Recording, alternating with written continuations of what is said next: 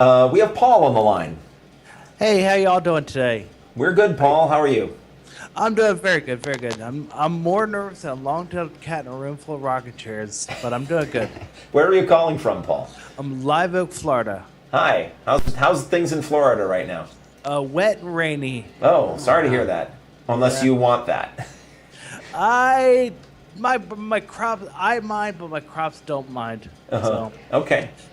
but the reason I was calling is the concept of faith. Uh-huh. Matt Dillahunty and Arn Ross say it best of all. Faith is the excuse you give yourself for believing something without evidence. I was just in an argument with close relative concerning faith, and they said it means trust or confidence. And I also wonder if the atheists take on it. You want to go on this one? They should finish the sentence. Trust or confidence without evidence of the claim or any objective reasoning, but that faith and confidence in a God has to be blind faith when you think about it, because he doesn't show up, can't see him, can't verify what's being told to you by the preacher person, and really you end up having to take that preacher's word on faith. When they say have faith in God, what they really should say is have faith in me as I tell you about God. So at that point, yeah, we're having to be told to have faith in people, and then they turn around and say it's not a human-centered idea. Man's ways are corrupt. You should do God's ways.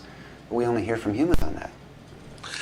Yeah, well, they were talking about how the word faith is not synonymous with religiosity. Uh-huh. Yeah, but these are religious people telling you that.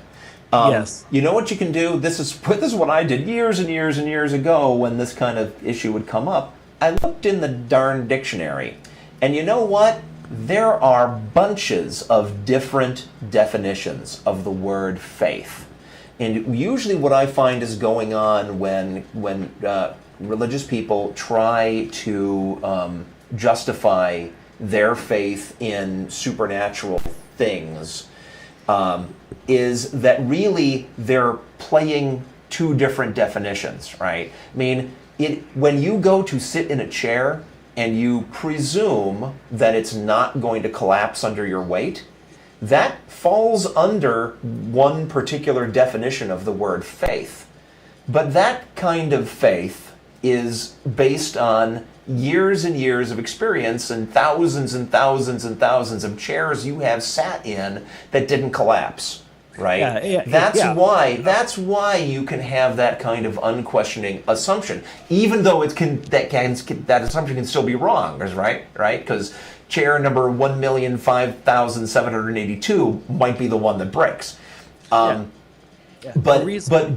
Christians, and theists in general, will say, oh, that's all that faith means. But then when you see them applying something they call faith to their religion, they don't mean anything like that. They mean believing unquestionably in things for which there is no evidence whatsoever. Yeah, I mean, I use the is a reasonable expectation based on past experience. I don't have faith that the sun's going to rise tomorrow. I have a reasonable confidence that it will rise tomorrow because I've seen it rise. Right, and that's why almost 50 years. That's why a lot of atheists, even though we're doing things like that, which could be described under certain definitions of the word faith, we. In my case, I like to try to avoid the word faith because there are so many definitions that if I say that doesn't explain anything, right? Mm-hmm. You know what I'm saying? Because I'll say if I call believing the sun's going to come up tomorrow faith, immediately the believer is going to latch onto that and try to play word games with it to justify what they're calling faith.